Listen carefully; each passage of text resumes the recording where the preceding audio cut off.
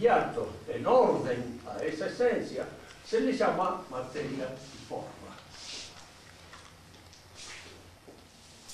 La esencia entonces de la criatura corporal, la esencia misma, está compuesta de potencia y acto.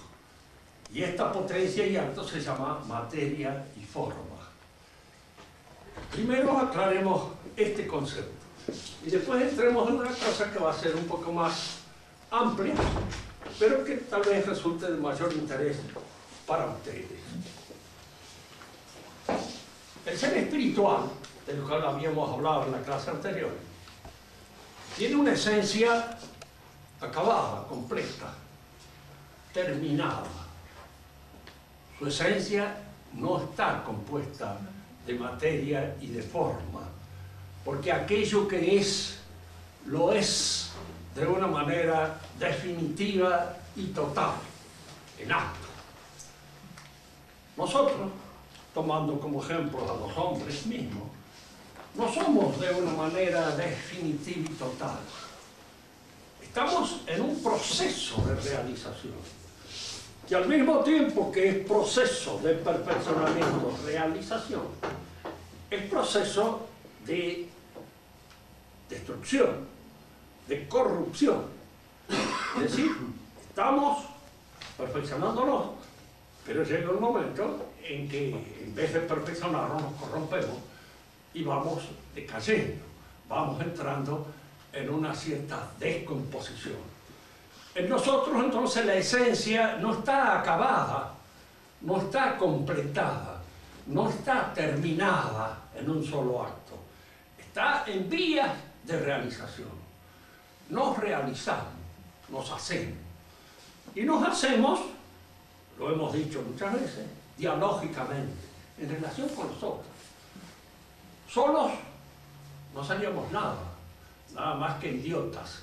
Somos en tanto nos ponemos en contacto con la sociedad a la cual pertenecemos, y esta logra en nosotros una mayor perfección en la medida en que esa sociedad tiene los elementos para ese perfeccionamiento, empezando por el idioma, que es el elemento fundamental para el perfeccionamiento intelectual del ser humano.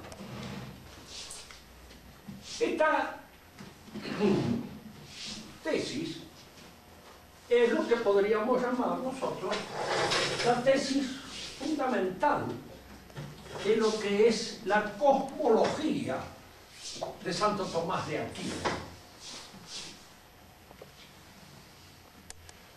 Y aquí es donde nosotros entramos en lo que a mí me interesa desarrollar como tema hoy. Porque es precisamente a partir de esta idea del cosmos cómo empieza a distinguirse, a diferenciarse la edad moderna, cómo empieza la edad moderna a separarse del contexto tradicional, tanto antiguo como cristiano. Esta separación está protagonizada un poco trágicamente por el asunto Galileo. Galileo fue probablemente uno de los primeros en señalar, tal vez con demasiado énfasis, la separación del pensamiento moderno del pensamiento tradicional, antiguo. Y su choque con la Iglesia fue este. Diríamos, si Galileo hubiera tenido una mejor formación filosófica, hubiera leído con más atención a Santo Tomás, no hubiera entrado en esa discusión. Y lo mismo podemos decir de varios de los que discutieron con él, no de todos, porque hubo algunos, como el cardenal Bellarmino, que sabía muy bien de qué es lo que se estaba discutiendo y qué era lo que allí se jugaba, porque Bellarmino tenía una formación tradicional, bien asentada, conocía su teología y conocía la filosofía aristotélica de Santo Tomás, y conocía por ende perfectamente bien en qué consistía la cosmología de Santo Tomás de Aquino y cómo era perfectamente posible concertar el pensamiento moderno con el pensamiento tradicional, porque eran dos visiones del cosmos diferentes, distintas. Pero esa nueva visión del cosmos que aparece incoativamente, recién iniciada en Galileo. No olvidemos que Galileo no sabía muy bien tampoco qué era lo que estaba defendiendo, porque no tenía todavía la prueba. Él tenía la intuición, tenía el barrunto de que allí se estaba tramitando un pensamiento que en la medida en que fuera a surgir, en que iba a aparecer con todas las características de una cosa bien fundada, iba a cambiar, diríamos así, el pensamiento tradicional, antiguo. Galileo creía, y en esto estaba profundamente equivocado, que la nueva cosmología destruía la cosmología o la interpretación que del mundo se había hecho Santo Tomás. Y al destruir la cosmología de Santo Tomás, destruía también el fundamento defensivo de toda la teología que está precisamente en la ontología y la metafísica. Eran católicos, no querían destruirlo, querían transformarlo de alguna manera, de modo tal de que el pensamiento católico se adaptara al nuevo pensamiento, porque él creía, en cierto modo, y en eso estaba perfectamente errado, de que la ontología tomista era una cosmología en derrota, una cosmología obsoleta, una cosmología caída. Y entonces había que reemplazar eso por una nueva.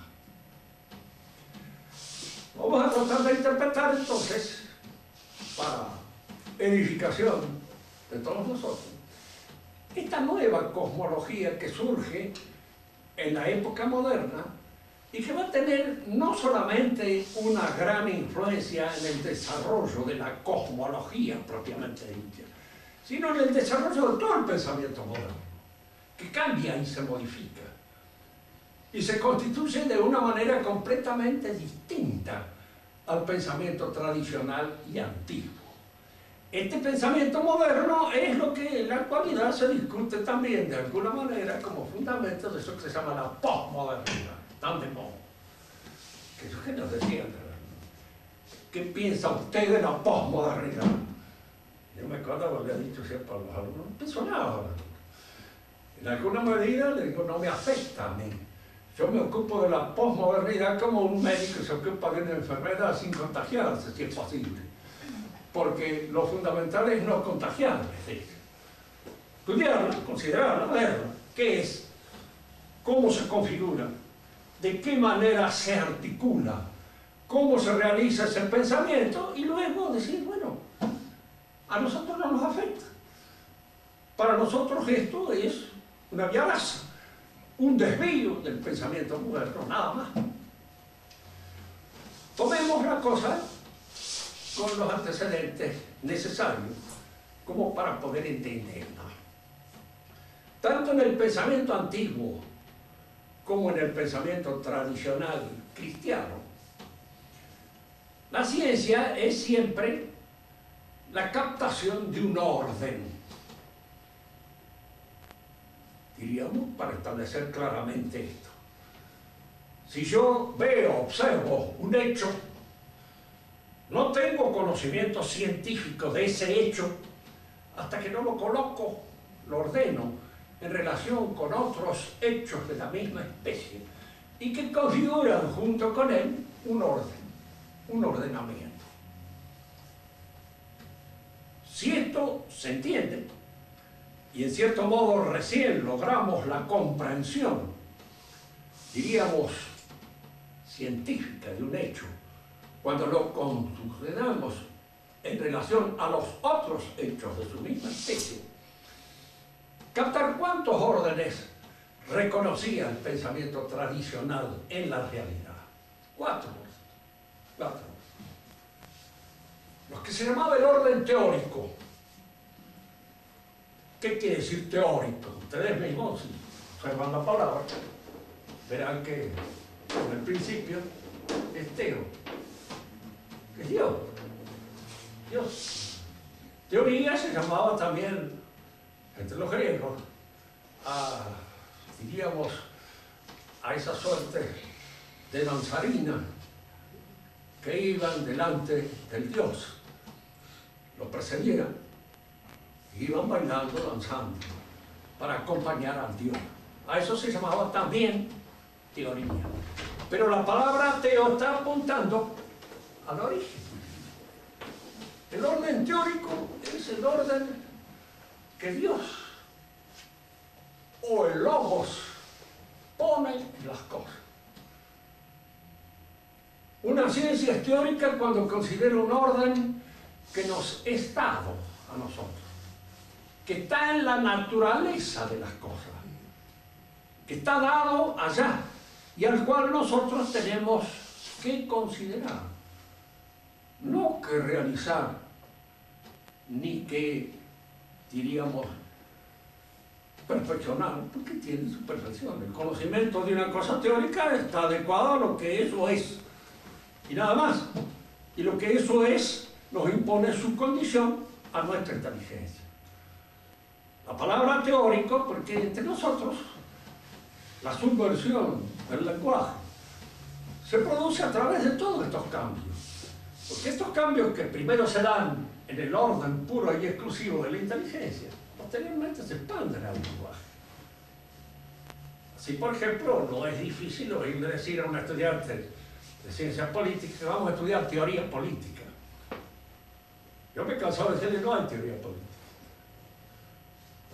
La política es praxis, es práctica, y ya vamos a explicar qué es. Pero no es un orden que esté hecho por Dios y dado en la naturaleza de las cosas. Entonces no hay ciencia teórica, como no hay teoría del arte. Llamémosle una reflexión filosófica, si ustedes quieren, muy bien. Pero no le llaman teoría porque es tergiversar el uso de los términos y aplicarlo a una realidad que no corresponde. ¿De dónde nace esa tergiversación? Fundamentalmente del marxismo. ¿Y por qué fundamentalmente del marxismo? Porque el marxismo es, si se quiere, aquello en donde todo este movimiento intelectual moderno culmina y explota, hace pum y se termina. Después del marxismo nos hemos quedado sin otra cosa que inventar por el momento. Tanto que los viejos marxistas están en la posibilidad de ver si reconsideran nuevamente sus problemas y los plantean de una manera más adecuada a las exigencias que el mundo le impone. El orden teórico es el orden que está en las cosas. Y las ciencias teóricas son aquellas ciencias de la naturaleza. La matemática es teórica, porque también estudia un ordenamiento que, si no está dado en la naturaleza, está percibido por nuestro entendimiento y como impuesto de afuera. La metafísica es teórica, las ciencias de la naturaleza son todas teóricas. El arte médico es un arte, pero al mismo tiempo se inspira en una serie de conocimientos de tipo teórico, como puede ser la anatomía, como puede ser la fisiología, como puede ser la histología, y como pueden ser todas esas otras ciencias que el médico considera y que forman parte del haber de su arte. Yo puedo modificar esto y llamar teórico. Sí. Vamos a hacer teoría. La arquitectura es una ciencia teórica, no lo es. Hay ciencias teóricas dentro del estudio de arquitectura, pero en sí mismo la arquitectura es un arte. Yo no puedo contemplar o decir contemplo teóricamente el edificio, que no lo hago. No lo hago, pero el edificio es una cosa artística. Es el lenguaje griego tradicional, antiguo, poética. Es una realidad poética. Y una realidad poética no es una realidad teórica. Luego no lo puedo considerar teóricamente, sino poéticamente, porque esa es la consideración que se adecua a esa realidad. El orden teórico es el orden establecido por Dios en las cosas. Culmina este conocimiento en la teología, que sin embargo dicen los teólogos con toda razón, que es teórica y es práctica. ¿Por qué puede ser teórica y práctica al mismo tiempo? porque es un conocimiento que tiende inevitablemente a ordenar nuestra conducta hacia Dios. Es un conocimiento que en sí mismo tiene la intención de ordenarnos por el saber. Porque fíjense una cosa, uno no puede saber de ciertas cosas si no se prepara para la contemplación. Y la preparación para contemplación es siempre una preparación moral, práctica. Hay ciertas virtudes que si uno las posee, le permiten ver ciertas cosas. Y si no posee esas virtudes, hay ciertas cosas que se le escapan, se ven. Muchas veces pongo de ejemplo a los alumnos. El que se limpie y el que es limpio sabe el valor que tiene la limpieza, pero el que no es limpio no lo sabe. Y tanto que podía decir, como le decía ese atorrante al otro, si ahora hasta te palmas, como diciendo, has caído en lo peor que se puede caer, que en el arte de peinarse, o de bañarse, o de estar limpio. El que no lo ve, no lo entiende. Y hay muchas cosas que se entienden solo en la práctica, ejerciendo la práctica. Hay entonces un orden teórico, fundamental, porque es el orden establecido por Dios. Y es el que está en el principio. Sin el conocimiento de ese orden, los otros órdenes no pueden realizarse. Ya vamos a ver cómo. Un segundo orden es el orden práctico, del cual hemos estado hablando recién. La palabra praxis entre nosotros ha cobrado también una serie de significaciones que las desvirtúan, las sacan de su quicio. Los marxistas la usan bien, porque hablan de la praxis política. La política es praxis, como lo es la ética. Ya vamos a ver en dónde lo hacen bien, en dónde se equivocan, en dónde yerran. ¿En qué consiste el orden práctico? En el ordenamiento de nuestros actos voluntarios en función de un fin, de una finalidad. Esos actos voluntarios sufren todos un ordenamiento a través de las virtudes, que son las fuerzas que la voluntad pone para sujetar las apetencias y ordenarlas hacia el fin que el hombre se propone. A veces explicando estas cosas a los alumnos, que siempre están un poquito buscando la manera de fin de zafarse, pero todo el mundo tiene las mismas virtudes, todo. Y el que asalta un banco tiene las mismas virtudes que el que asalta y no tiene más remedio, las tiene que tener a su modo.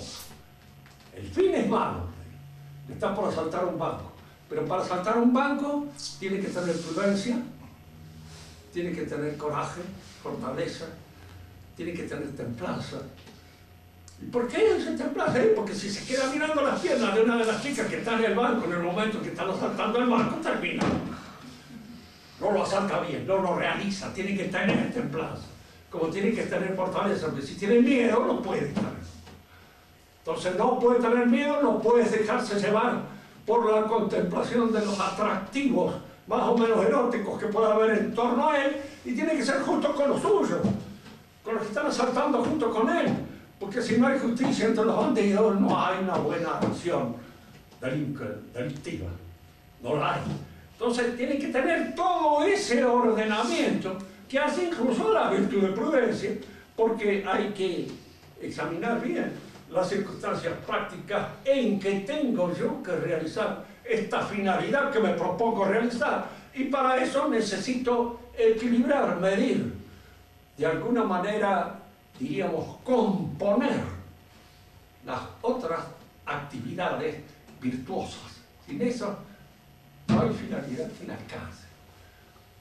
El que quiere estudiar y tiene que rendir examen, tiene que ordenarse. Y empieza por vencer su pereza. Y termina venciendo todos aquellos obstáculos que en alguna medida se oponen a la consecución de su finalidad. Y este orden que yo realizo en el interior de mí mismo, en mis potencias, ordenándolas a través de las virtudes, esto se llama orden práctico. Ahora fíjense ustedes que como nosotros actuamos no solo personalmente, no solo tenemos que ordenarlos en fin a nuestra perfección personal, sino también a nuestra relación con el conjunto. Formamos parte de una familia, formamos parte de una sociedad civil. Y entonces ese ordenamiento práctico abarca las dimensiones de la familia y las dimensiones de la sociedad civil y las dimensiones de la sociedad religiosa. En todas ellas, nuestro ordenamiento práctico es el que redunda el beneficio precisamente del orden total. ¿Qué es el orden civil? Bueno, ustedes pueden ver ahora acá. Hay orden. ¿Por qué hay orden? Porque cada uno de nosotros hace lo que debe hacer, en función del fin que nos hemos propuesto, escuchar esta clase. Si uno de ustedes se vuelve loco y empieza a gritar, se acabó el orden, se destruye. Y fíjense que en el ordenamiento civil también colaboramos todos colaboramos. No porque sigamos las instrucciones de la Constitución, porque el orden civil lo hace el orden de las virtudes de cada uno de nosotros. Es un orden moral fundamentalmente. El orden constitucional o el orden jurídico es instrumental del orden moral. Por eso si no sirve hay que cambiarlo. Pero el orden moral es el que hay que sostener. Y el orden jurídico está subordinado al orden moral. Por eso aquellos que empiezan a declarar vamos a constituir un país, ustedes no saben lo que hay. Si ese país no está constituido, no se constituye por medio de la Constitución, hay que empezar a hacer la gente desde adentro. ¿Y cómo se hace a la gente desde adentro? A través de la religión. Instaurando en el fundamento de cada uno de nosotros la presencia mística de Dios. Sin esa presencia mística no hay orden. ¿Por qué? Porque si no hay Dios, somos dueños de hacer lo que se nos da la gana. Y si no lo hacemos, porque nos da el cuero nada más. Pero el que ha vencido la idea de Dios, el que la ha destruido en su interior, el que saca o arroja de sí la presencia mística de Dios, no tiene por qué ordenarse. Y nosotros, cada uno de nosotros sabemos, porque somos cristianos y al mismo tiempo pecadores, que tenemos que ordenarlo permanentemente en nuestra interioridad y en nuestra soledad. Porque ni siquiera podemos pensar lo que se nos dé la gana en nuestra soledad. ¿Por qué? Porque tenemos que pensar de acuerdo a lo que en alguna medida hace a nuestro perfeccionamiento interior. No le escapamos a la mirada de Dios, escapamos a la mirada del vigilante, escapamos a la mirada de los demás, todo lo que quieran. Pero el orden no lo constituye el vigilante es un instrumento del orden, lo constituimos nosotros en nuestra propia interioridad. Por eso cuando hay una época de crisis como la actual y se andan preguntando ¿qué es la causa de la crisis? La causa de la crisis es la desaparición del orden religioso en la interioridad de la gente. Lo decía José Cortés. Cae el termómetro religioso, hay que aumentar la policía. Y llega un momento en que se aumenta tanto la policía que uno pregunta ¿y quién cuida la policía? No habrá que inventar otra policía para esta policía y otra para la otra y otra para la otra y así sucesivamente hasta dónde. Si no instalamos algo en el interior de nuestra conciencia, algo que es la presencia mística de Dios, no, orden posible. El orden práctico es ese y funciona en todas sus dimensiones en función precisamente de esa presencia mística de Dios. Sin ella no hay.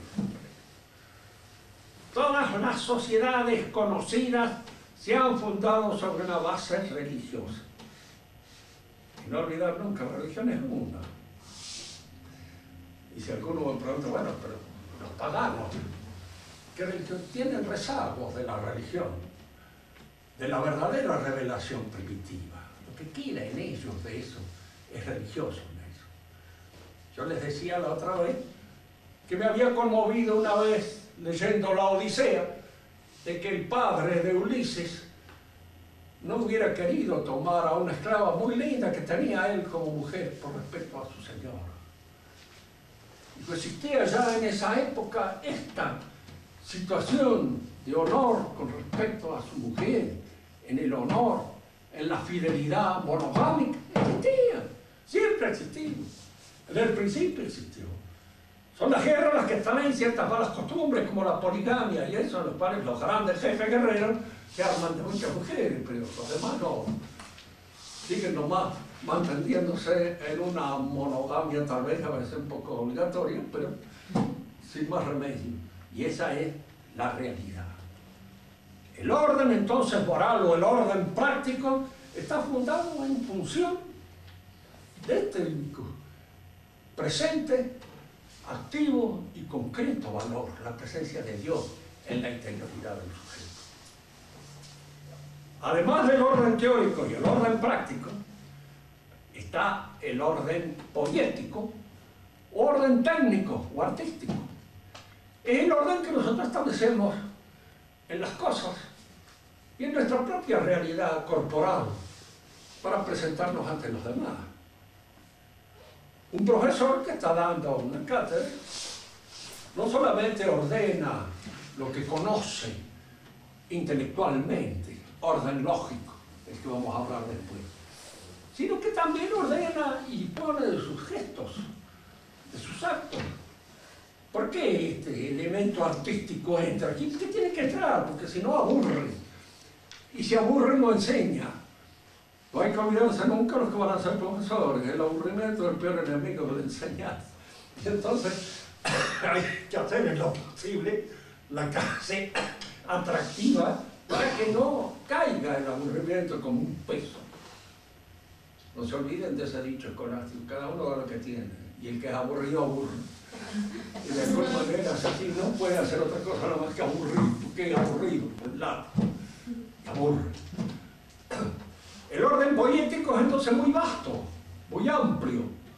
Es el orden por el cual nosotros transformamos la realidad terrena en nuestra casa. La casa pertenece al orden poético, como la empresa, como la granja, como el taller, como todas esas cosas que forman parte de la poiesis, muy amplia, muy general.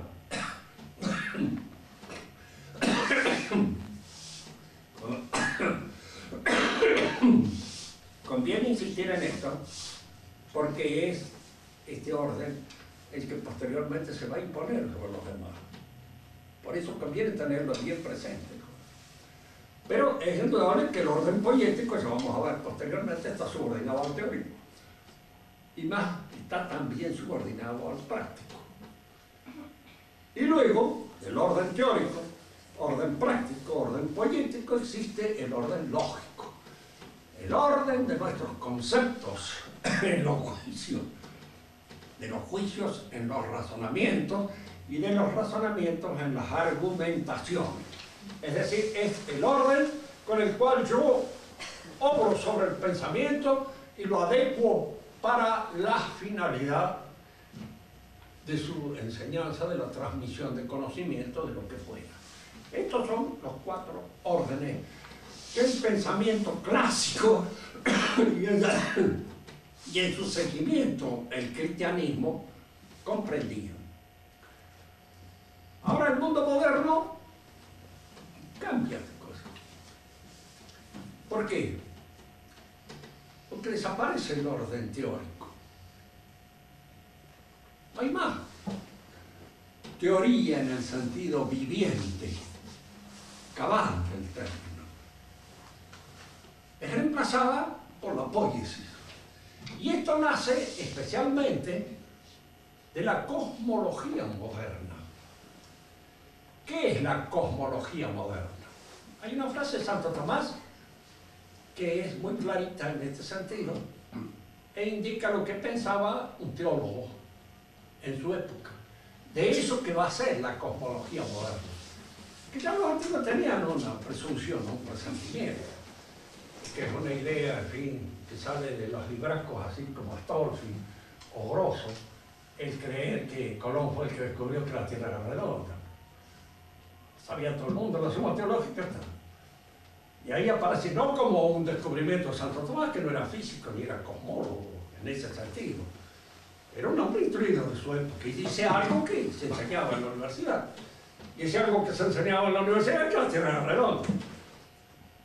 De manera que el sistema de Copérnico fue, en alguna medida, ya conocido, no en la época de Santo Tomás, pero sí un poco después, en el siglo XIV, por los investigadores de la Universidad de París, la mayor parte de ellos sacerdotes, como Nicolás de Oresme,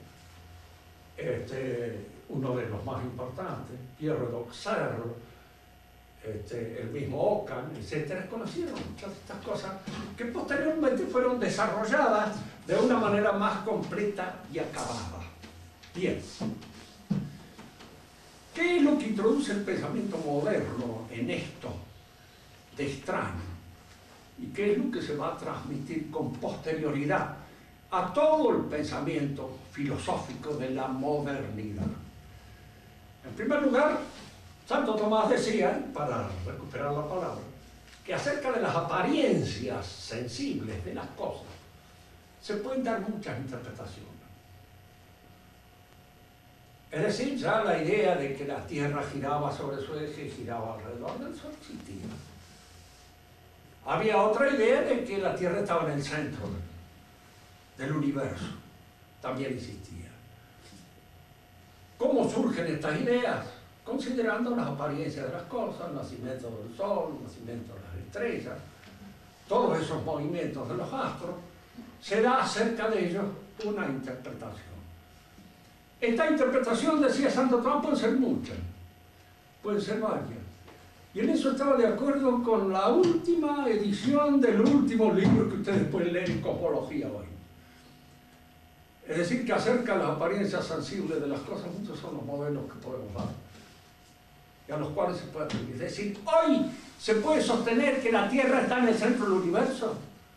Sí, se puede sostener matemáticamente. ¿Y quiénes lo sostienen? Matemáticamente. Que esté, no sé. A lo mejor sí, a lo mejor no. Pero de hecho, el sostenimiento de esta teoría se puede, y existen libros con respecto a esto. Es cuestión, diríamos así, de establecer un modelo matemático que dé cuenta y razón de todos aquellos aspectos visibles que nosotros captamos en la realidad. ¿Y el modelo qué significa? El modelo significa una cosa que nosotros componemos a nuestro modo. Por ejemplo, la idea de átomo es un modelo. Que el átomo es una cosa chiquitita, así como decía un peluquero, con un núcleo en el centro y toda una serie de electrones que giran alrededor de él. Esto es un modelo. Esto da cuenta y razón de algunos de los fenómenos que se observan en la infraestructura de la materia concreta. Se observan estos aspectos. Y entonces se crea un ente de razón, modelar, por el cual eso se interpreta. Este modelo sirve hasta tanto no se descubra algún aspecto en esa realidad que haga imposible el modelo, que haga necesario su declaración de cesantía, su desuso. Fíjense que el modelo de Newton sirvió durante mucho tiempo, hasta la época en que aparece Einstein y concibe otro modelo para dar una interpretación del universo. Y varios otros modelos van naciendo del pensamiento físico moderno, que de alguna manera, diríamos, hay algunos de ellos que lo dicen totalmente. El modelo tiene un sentido práctico y un sentido pragmático. Sirve para explicar tales y cuales fenómenos observables y usarlos técnicamente. Cuando aparece un fenómeno que no está explicado por el modelo tiene que cambiar, modificarse de alguna manera. Ustedes piensen ahora en esto. Si la ciencia por antonomasia, la ciencia recta, que es la ciencia física matemática, trabaja sobre la base de un modelo que sirve para la interpretación de los fenómenos, y ese modelo es una construcción de carácter matemático, es una construcción del hombre, y allí no hay más teoría. ¿Por qué? Porque no es que nosotros estemos contemplando una idea proveniente de Dios en función de la cual el universo obra de tal o cual manera. Estamos contemplando un modelo proveniente de nuestra propia inteligencia, proveniente de nuestros conocimientos matemáticos, en función del cual interpretamos la movilidad sensible de las cosas. ¿Se entiende la diferencia? Fíjense que esto es importante, porque esto es el pensamiento moderno. ¿Qué es lo que descubre Kant? Kant era un gran admirador de Newton. Era el admirador por antonomasia de Newton. Newton dijo, hágase la luz, y la luz se hizo. Hay un verso de Pope, en inglés, que establece claramente esto. Newton dijo, hágase la luz, y la luz se hizo, porque esa era la luz. Pero al mismo tiempo Kant, que observa este modelo de Newton, se da cuenta de que sí, efectivamente, el mundo es una proyección de nuestro entendimiento. Se trata ahora de explicarlo filosóficamente. Newton lo ha explicado físicamente. Ha dado la proyección del modelo de conformidad con el cual giran las estrellas y se manejan los planetas. Kant va a dar la configuración, diríamos así, filosófica, de cómo obra el intelecto en el acto de producir, de modelar al universo. Y entonces él va a dar una interpretación ahora constructiva del universo. Acá es donde quiero que todos pensemos. Para Aristóteles, para Platón, para Santo Tomás, conocer teóricamente la realidad era ponerse en contacto con la inteligencia divina que la sostenía, con su pensamiento y con su voluntad. Para el nuevo pensamiento ya no hay eso. El nuevo pensamiento, conocer la realidad significa, en alguna medida, establecer el modelo conforme al cual la realidad parece comportarse. Y se comporta en la medida en que no descubramos algo que nos haga necesario cambiar el modelo. Si esta es la ciencia rectrix, la ciencia que inspira el pensamiento de todos los filósofos y de todos los filósofos políticos de la época. Marx fue un gran admirador de la ciencia física matemática. Lenin lo fue todavía mucho más. ¿Qué trae esta ciencia para poder cambiar nuestra visión ahora de la realidad humana? Porque ahora se trata de eso. ¿Por qué los hombres no andan bien en sociedad? No habrá un modelo social en función del cual la sociedad termine con todos los conflictos que provocan las pasiones, que provocan la existencia del pecado en el orden social. No podemos llegar a un pacto, a un contrato social, a un orden jurídico que establezca definitivamente la marcha del orden social. Lo que se propone Rousseau. Con anterioridad a Rousseau, Hobbes ve esa posibilidad. Locke también. Todos los pensadores modernos están influidos por la idea del modelo. Y este modelo es ahora aplicable al orden social.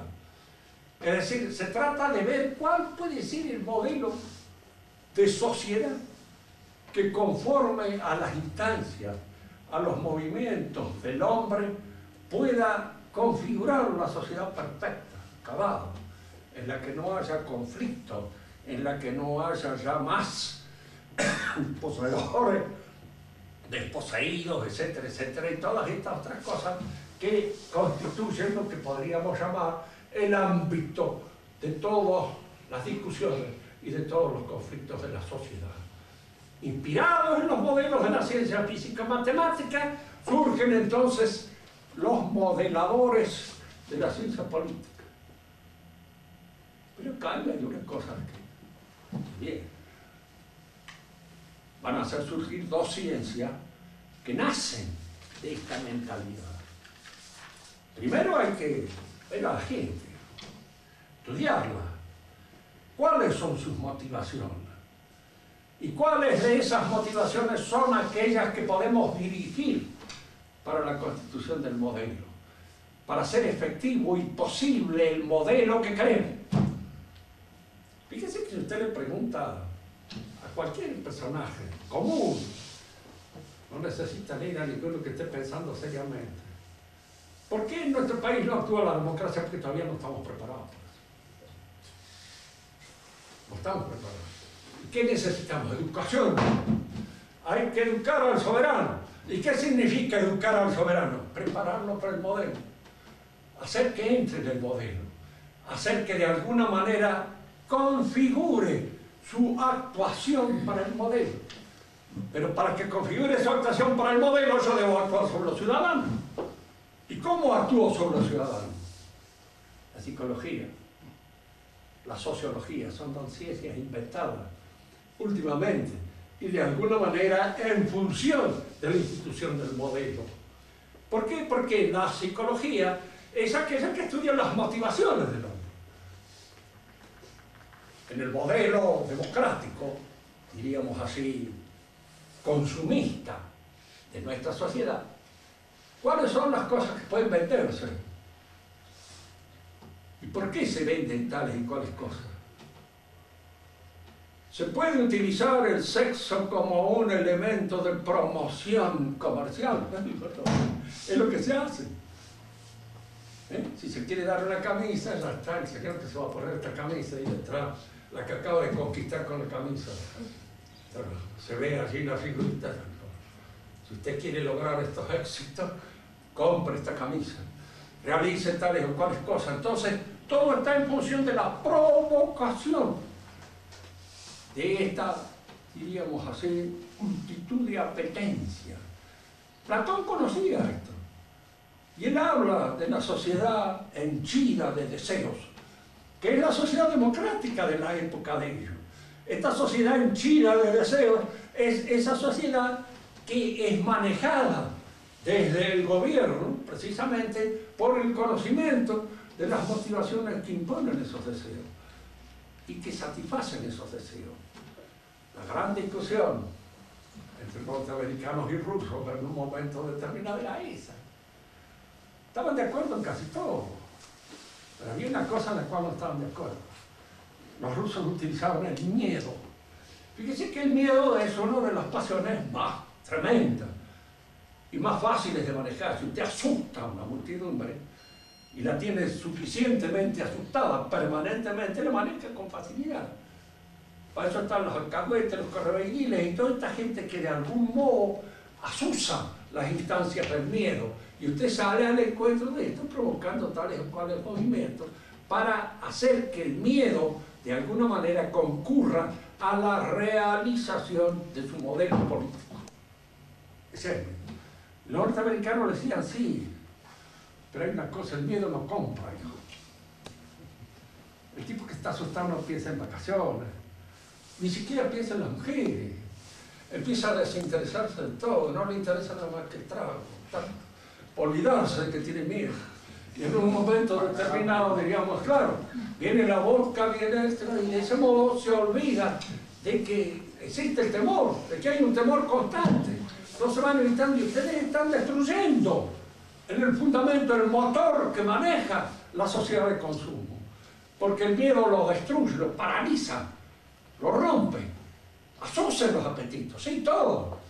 No dejen que ningún apetito deje sin controlar, sin manifestarse. Es que las mujeres, que todavía, que la castidad, eso mire, nosotros con los elementos anticonceptivos terminamos con la castidad de una vez para todas. No existe nada, no hay más castidad. Ahora todo el mundo son, diríamos así, cualquier cosa, él puede manejarse a su antojo y hacer lo que quiera. Y esto compra, porque todo eso trae gastos en cosas, en elementos que se usan para la promoción del deseo, para la promoción del erotismo, para la promoción de todas esas apetencias. Señale a los hombres que quieran cada vez más máquinas, cada vez más esto, cada vez más el otro, entonces ustedes los tienen trabajando todo el día en esa rueda incansable para poder mantener su casa en un estado más o menos, diríamos así, de gastos que permitan el consumo de lo que es esencial. Y el hombre que no está en ese modelo, pienso en el poeta Rapin, norteamericano, se hizo fascista y destruyó el modelo norteamericano. Lo encerraron en una jaula primero en Italia cuando lo pescaron y después lo metieron en un manicomio, como es lógico. ¿Por qué? Porque el manicomio estará allí, los psiquiatras que lo acomodan al modelo. tratan de alguna manera de que éste logre una acomodación al modelo, por medio de cualquier cosa, lo que fuere. Pero el psiquiatra es el auxiliar del gobierno con el objeto de provocar el advenimiento de cada uno de estos hombres al modelo que en ese momento rige, se mantiene, que puede ser el modelo de la sociedad de consumo o puede ser el modelo de la sociedad comunista. Había una diferencia, que en la sociedad de consumo uno solo va al psiquiatra cuando encuentra que no anda bien con respecto al orden de la sociedad en la cual convive. Uno mismo va a irse a atender y a ver si le arreglan un poco los cables que tienen un poco destorcidos para poder entrar en el modelo. En Rusia se lo agarraban a uno, lo metían en un chaleco de fuerza y lo llevaban al psiquiatra. Iba a parar al psiquiatra también, pero a la fuerza, patada. En cambio, en el orden ya ha llegado a ser tan bien hecho, tan ajustado, que cuando uno se desacomoda con el modelo, uno mismo va. Venga, el psiquiatra se me acomoda y puedo entrar nuevamente en los cánones del modelo. Ustedes ven, si examinan un poco lo que hemos dicho, pues en todo caso no podemos volver a repetir ciertas cosas. Desaparece el orden teórico. Desaparece también el orden práctico. No hay más ordenamiento de la persona. El único orden que queda es poético, técnico, constructivo. La filosofía moderna es constructiva. Por eso, yo siguiendo el consejo del ilustre pensador, como decían los españoles, don Carlos Marx, le llamó ideología. Marx le llamó ideología a la filosofía moderna. Y tenía razón. ¿Por qué? Porque es un pensamiento, es una ideología constructivista, hecha en función de las exigencias del poder. Kant era liberal, y Hegel también. Y veían en la realización del futuro Estado liberal, precisamente, la apoteosis del pensamiento filosófico. Había una cosa en la cual aquí aparece el disentimiento. Hay una anécdota que describe a Hegel en los afueras de Jena, que es muy importante, muy importante. Hegel en los afueras de Jena ve a Napoleón que entra a caballo en Jena, vencedor de la batalla de Jena. Y entonces dice Hegel en una carta a un amigo prima: vi entrar al espíritu del mundo montado a caballo, dice, en los afueras de Jena. Y no dice el otro que pensaba, pero lo deja entrever. Allí se encontraban las dos fuerzas del espíritu. Él, que había pensado el mundo y le había dado su forma definitiva, y este que lo hacía. No podrá el que piensa el mundo y el que lo hace coincidir en una sola persona. Este es el jefe genial, que Marx creyó que podía ser él, pero cuando se dio cuenta que no podía hacerlo, lo dejó para que él fuera su discípulo. Lenin lo creyó y Stalin también. Y en alguna manera podemos decir que en el pensamiento comunista estas dos cosas del pensamiento hegeliano se juntan. El que conduce la historia, el conductor de la historia, el conductor de la marcha de la revolución, es al mismo tiempo el gran pensador, el gran cerebro.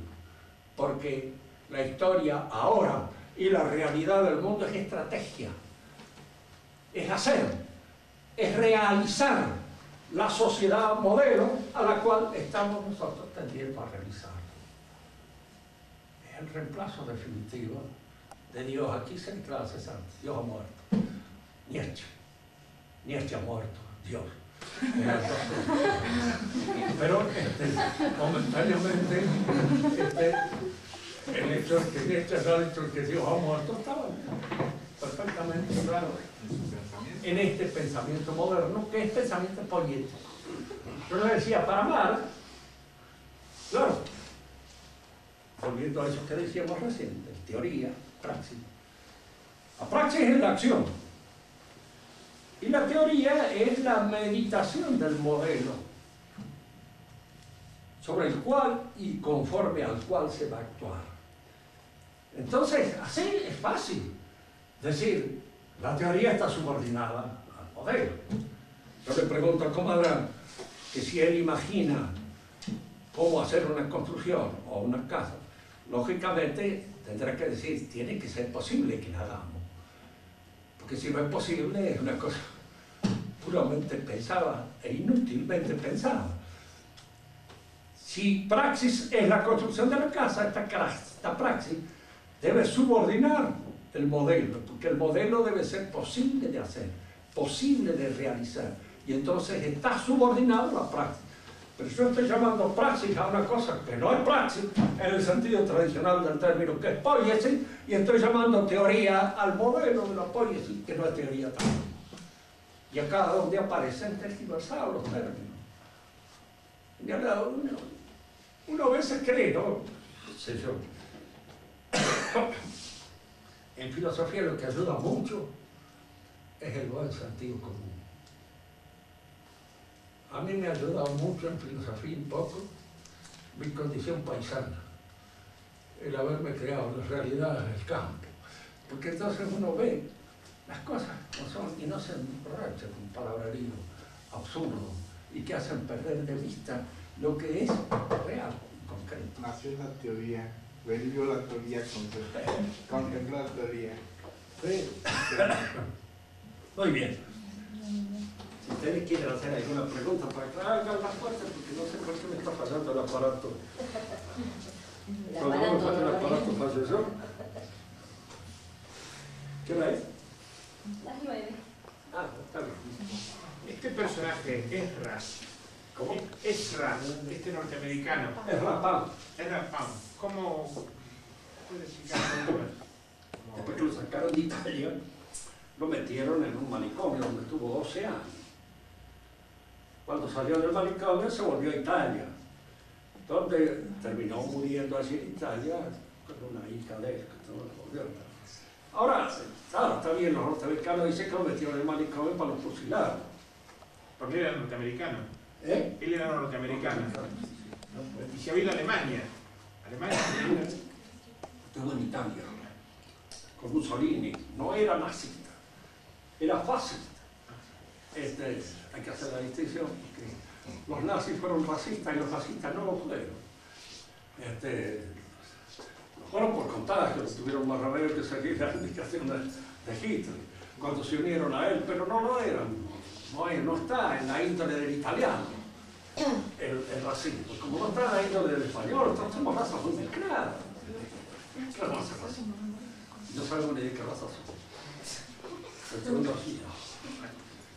Ustedes son aquellos que tienen una modalidad así muy clara, muy evidente, entonces. ¿Alguna pregunta?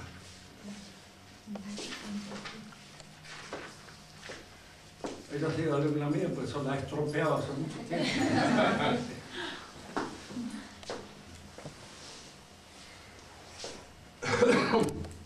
Clarita, tenés la obligación moral. Toda la sociedad ahora es un modelo, ¿no es cierto? ¿Cómo? Que toda la sociedad ahora está fundada en un modelo, ¿no es cierto? Pero nosotros, ¿dónde estamos? O sea, ¿cómo hacemos con ese modelo? Mira, vos lo oís acá rápido leer, incluso en boca de algún tarado como puede ser Alfonsino Menem, que hablan del modelo de hombre argentino que van a crear un modelo de Indudablemente se trata simplemente de enredar las cosas, pero tienen eso en la cabeza, lo tienen en la mente, está en la cabeza de ellos, esas cosas trabajan. Indudablemente en ciertas cabezas trabajan poco, y no con excesos así pedagógicos, pero trabajan. Y está ese modelo conforme al cual se quiere hacer. Incluso todos los demás por ahí caímos en esas cosas. Sí, hay que cambiar el modelo. En realidad el hombre es una realidad teórica, ya por Dios, que hay que estudiarla y considerarla teóricamente. No en función del modelo de lo que yo quiero, sino en función de lo que el hombre es. Y es de acuerdo con eso. Y lo que el hombre es muy difícil modelarlo desde afuera. Hay que buscar la forma de hacer, digamos, que se desarrolle de la manera más perfecta posible, dando todos aquellos elementos que hacen. Pero, fíjense, los hombres somos todos desiguales. Usted suelta una carrera y los más ligeros van a la cabeza, detrás, ¿por qué? Seguida. Usted no puede jamás en una sociedad pensar de que todos son iguales, porque es absurdo, ridículo. Y va a cometer una serie de enormidades. Como aquel que piensa que todos los pies son iguales y hace un zapato de la misma forma para todo el mundo. Hay gente que no puede ni caminar. Sucede eso, lo mismo. En una sociedad política siempre va a haber desigualdades. Y esas desigualdades, ¿dónde se presentan? A través de la historia, por el trabajo, por los actos, las cosas que se realizan, gente que sobresale. Y fíjense, el que sobresale generalmente tiende a hacer que sus hijos tengan el mejor punto de partida que él. Eso es inevitable y usted no puede evitar que eso sea, porque eso es lo normal, lo sano, lo decente, lo bueno. Generalmente el hombre que no es imbécil trata de casarse con una mujer que no es imbécil. Pues si se casa con una imbécil, como el pobre Rousseau, que le tuvo que enseñar hasta... Entonces, que no era tan imbécil después, por lo que vaya, por lo que hemos leído ahora últimamente. Pero, en fin, admitamos que fuera imbécil. Son cosas a veces que suelen suceder en individuos que tienen una conformación erótica un poco especial. Pero en general no es así. Nos casamos dentro del ámbito en el cual vivimos. Yo me acuerdo que tenía un amigo mío que estudiaba medicina. Vivíamos en una misma pensión. Yo siempre que me guardaba polvito. Y había unas chicas que lo miraban, saludaban. Entonces uno de los que estaba ahí, decirles que sos peluquero. Dice, no te van a saludar más. Dice, fue así. Esto parece cruel, pero le puso, pero es así, es cierto. Las chicas eran de clase media, llamaban a un muchacho que fuera médico mecanudo, pero el peluquero no. Entonces, en alguna medida, en cuanto él dijo que era peluquero, se les acabó el entusiasmo normal. No estaban ya más. Es decir, que el hombre tiende a buscar en la pareja aquellas condiciones que él ha realizado, que él ha logrado, para que así se prolongan y se mantengan. Y estas diferencias son naturales. Ahora hay que tratar de hacer que sirvan. ¿Cómo se trata de hacer que sirvan? Ustedes piensen en el viejo régimen. ¿Quiénes peleaban en la guerra? En la época de la Edad Media. Los aristócratas. Nada más. Los nobles, los caballeros, los que estaban a caballo. Y el resto de la gente, como nosotros peleaban, eso vendían huevos en la guerra, uno y otro lado. Iban y vendían gallinas, entonces no peleaban. Todavía me acuerdo una de las anécdotas de la última guerra de Francia, bastante bochornosa para los pobres franceses, donde uno de los oficiales se hizo matar. Entonces, el comentario de los soldados era, se un aristócrata. Es un aristócrata. ¿Qué parece? Se hace matar, puro lujo. Y se peleaban. Entonces había, dentro de esas categorías sociales principales, una serie de obligaciones a las que estaban adscritos.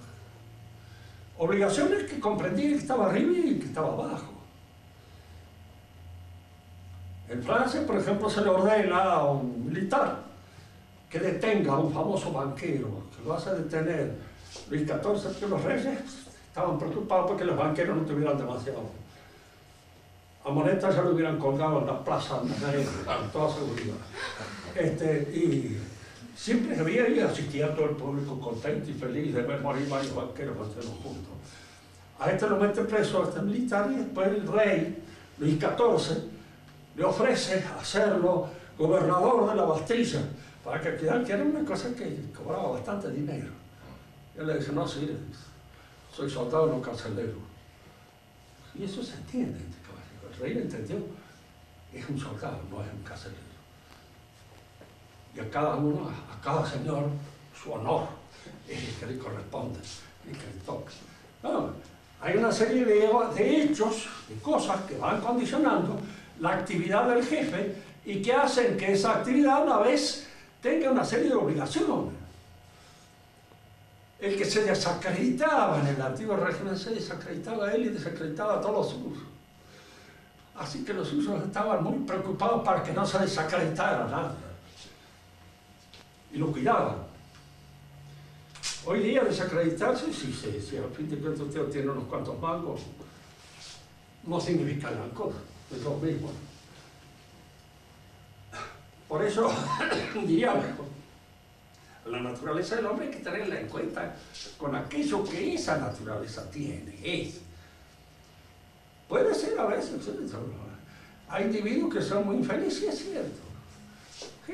¿Qué va a hacer? Hay que crear en los buenos, en los fuertes, la generosidad suficiente como para que los ayude. Que les den la mano. ¿Por qué? Porque de otra manera están fritos. Yo me acuerdo que había un gallego que trabajaba en casa, era terriblemente sensato, era casi analfabeto, pero sabía bien. Y una vez lo querían convencer del comunismo. Le dije, no, pues no, hombre. Todos los días salen 10 de su casa. 9 son vivos, se encuentran y el negocio está hecho para vivo. Y los 11 quedan en el aire. Dice, eso será así siempre, con tu comunismo, sin tu comunismo y con lo que sea. Dice, y felizmente siempre va a haber más onzos que vivos. ¿Por qué? Entonces decía una expresión muy fea, que las onzas es la primera vez que quedan embarazadas. Lo decía con otras palabras bien de gallego.